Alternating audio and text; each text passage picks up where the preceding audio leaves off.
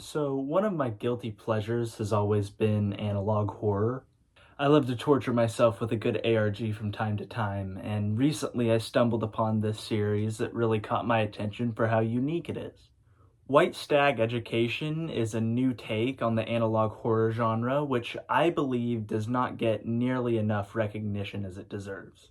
To give a brief overview of the series without revealing too much of the story, the main narrative of White Stag is centered around a cult located in New Jersey's Pine Barren Forest. Now, the Pine Barrens National Reserve is a really beautiful area of the country, and I believe White Stag does a great job at really bringing out the eeriness of the setting. Anyways, I'll leave a link in the description to the White Stag YouTube channel for those who are interested in watching the series on their own.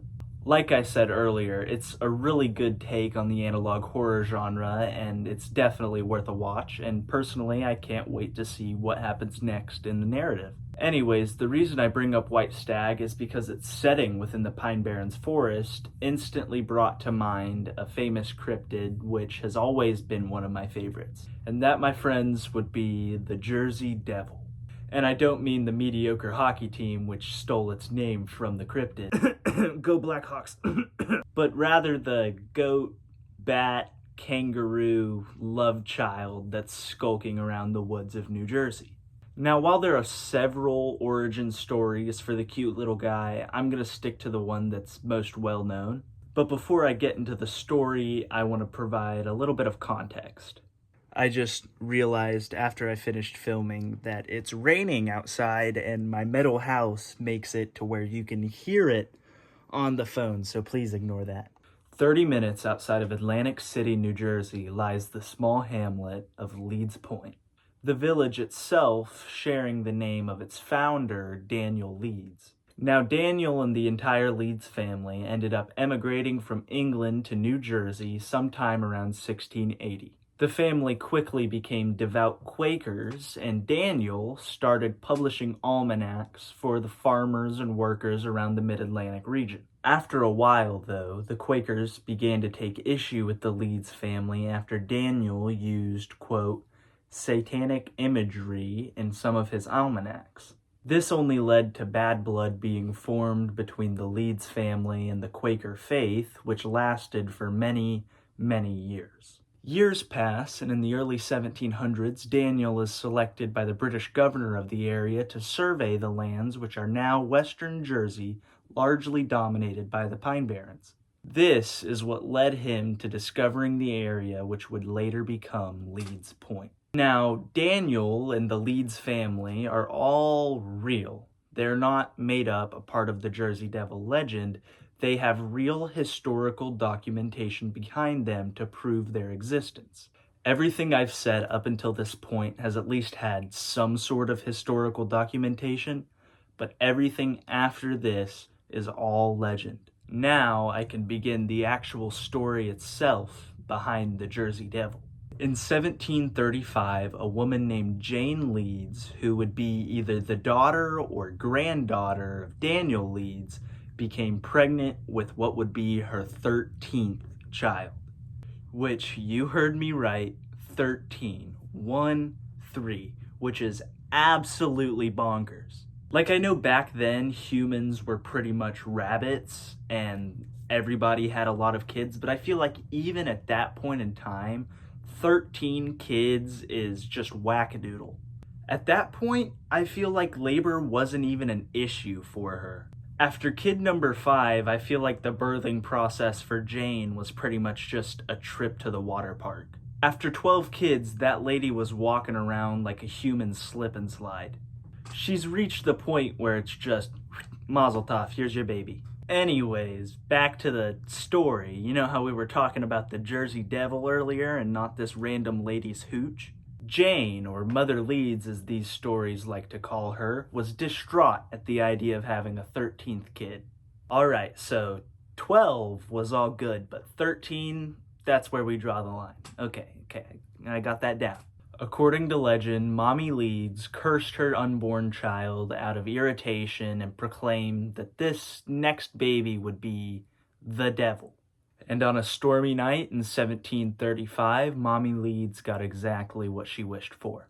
Surrounded by family, friends, and presumably a guy in pit vipers who would look up there and, let the kid know it was time for him to go down the slide, Jane Leeds gave birth to what at first appeared to be a normal, healthy-looking baby. And all was well until suddenly the child began to transform into a grotesque monster not like anything else in this world. The baby began to grow rapidly in size. Its hands and feet turned into hooves like a goat's. Its back sprouted leathery wings like a bat, and a forked tail grew out. And to top it all off, the child's head turned into that of a goat. Screaming and thrashing, the devil began to knock down anything in its path in order to get to the chimney, after which it flew underneath and out of the Leeds house into the Pine Barrens.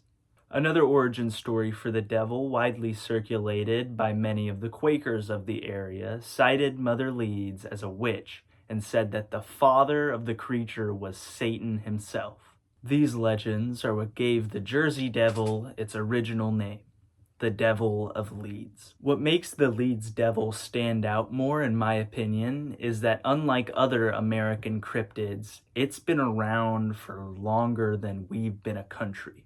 The Jersey Devil has existed in some way, shape, or form for nearly 300 years, with the devil first being reported around 1730 when it was supposedly born. However, the original Devil of Leeds is much different from the modern chimera we associate with the name. Remember Daniel Leeds and how he published almanacs for a living? Well, after he passed away in 1720, his son, Titan Leeds, took over the family business. Titan was described by his contemporaries as a short-tempered man who took offense to most criticism of his work. And soon into his writing career, Titan Leeds began a feud with a now famous name, which all of you know for writing almanacs, obviously, Benjamin Franklin. Titan had a rivalry with founding father Benjamin Franklin because he accused Franklin of stealing and copying his work. Now, this wasn't a one-sided conflict. Titan and Franklin had what was almost a classic frenemies relationship. They liked to take little jabs at each other and kind of poke each other's nerves in their almanacs. And I think that's just inherently funny. Like, imagine you're a farmer in the 1730s, picked up an almanac at the store. You're trying to figure out, when should I plant my crops so my family doesn't starve to death this year? And you're reading this guy just make fun of some random bloke in New Jersey who you know nothing about. In one edition of Poor Richard's Almanac, which was written by Franklin, he made a joking guess or prediction at when Leeds would die, which, back to 1730s farmer, you're trying to figure out when's it gonna rain and random guy's gonna die now. But what makes this feud even crazier is that Ben Franklin was right. He predicted his rival's death. And then Ben Franklin, founding father Benjamin Franklin, guy with the kite and the key who got struck with electricity, he began to joke that Leeds's ghost would visit him in the night. While odd, these harmless ghost stories seem to combine with the bad reputation that the Leeds family had. Like I mentioned, the Quakers didn't like the Leeds family because Daniel was a jerk to them or something. Spooky story plus bad reputation equals Leeds Devil. That's right. 200 years ago, if you were talking about the Jersey Devil, you were talking about the ghost of a writer. And while nobody knows for certain why the Jersey Devil transitioned from the ghost of Titan Leeds to this weird animal creature thing, a lot of it could be because of Titan's own decisions. Whenever Titan took over the family business, he began to print his almanacs with a stamp of the Leeds family crest. The Leeds family crest featuring a picture of a wyvern, which coincidentally looks pretty similar to what the modern Jersey Devil is associated with. In my opinion, the Pine Barrens of New Jersey are an amazing place, an amazing setting for a horror story as odd and as confusing as the Jersey Devil. The historical backing for the legend is what made me want to create this video in the first place. I love the 1600s, 1700s time period, especially in American history, and there's a lot more legends from around that time period that I could make videos about. Originally, I only planned to talk about the Jersey Devil in this video, but during research, I stumbled upon what could only be described as the Jersey Devil Extended Universe. Along with the devil, several other mysterious creatures inhabit the Pine Barrens region. Actually, I take that back. Creatures is not the right word to describe the friends of the Jersey Devil. They're all more or less ghosts. While there are several other ghosts that the Jersey Devil is associated with, his, I guess, best friends amongst them are the golden-haired girl and the ghost of Captain William Kidd. Now, the golden-haired girl is New Jersey's example of the classic seaside widow story. Every coastal town has their own small variation to the story, but I'm sure you're all vaguely familiar with the basic premise. The girl is an unnamed spirit who supposedly stands out on New Jersey's beaches, staring out into the sea looking for her long-lost lover. I remember visiting my aunt and uncle who live on Oak Island, North Carolina, and they told me a very, very similar story, except they never specified what color the lady's hair was. But, as I mentioned earlier, what separates the golden-haired girl from other stories of widows who are looking for their husbands out at sea is her association with the Jersey Devil. You see, sometimes, if you're lucky, you can spy the devil sitting with the woman, mourning with her. Because, and I shit you not, in the most popular tale of the golden-haired girl, her husband, who was killed in a shipwreck, was actually the son of the Jersey Devil. And if you're wondering whether or not the kid shared any resemblance with his papa, don't. He didn't. He was just a normal kid. I don't know how that even works, but what I do know is that the Jersey Devil pulls, and he probably pulls more than you do. Another member of the Jersey Devil's little gang is the ghost of the infamous pirate Captain Kidd. William Kidd was originally a Scottish-born privateer who emigrated from his homeland to New York City around the same time that the Leeds family was setting up shop in New Jersey.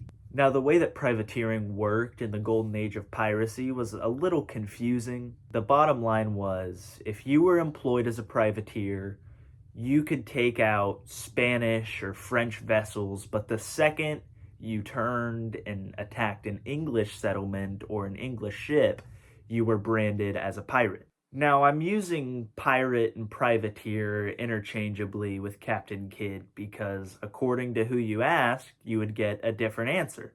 Eventually, after leading a successful mutiny on his ship, though, he was elected captain by his crew.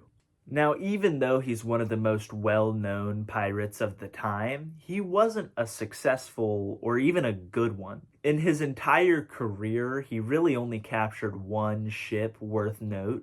But what made Kidd a notable pirate alongside names like Blackbeard or Calico Jack is that he is the only pirate that we know of that actually buried treasure. In fact, whenever the English crown turned on him and branded him as a pirate, the governor of New York dug up one of his stashes and used it as evidence in his trial. That's right, the entire trope of pirates burying their treasure only exists because this one single guy did it. Shortly after he was branded as a pirate, the English crown was able to capture him and he was executed in London.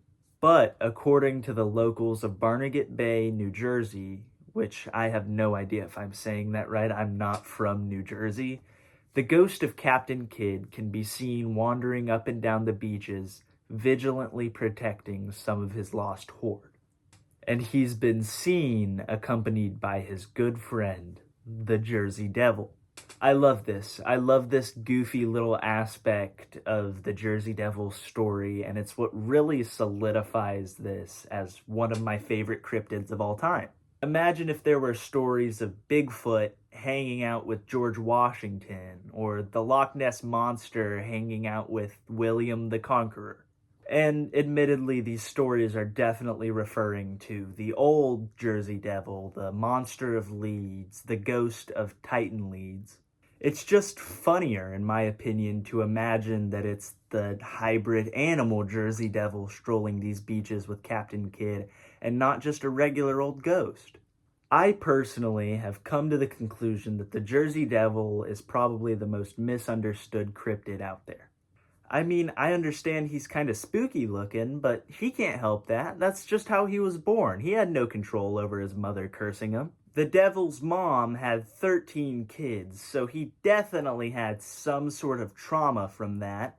And his hobbies include hanging out with his rough and rowdy pirate boys and being there, being a shoulder to cry on for his daughter-in-law.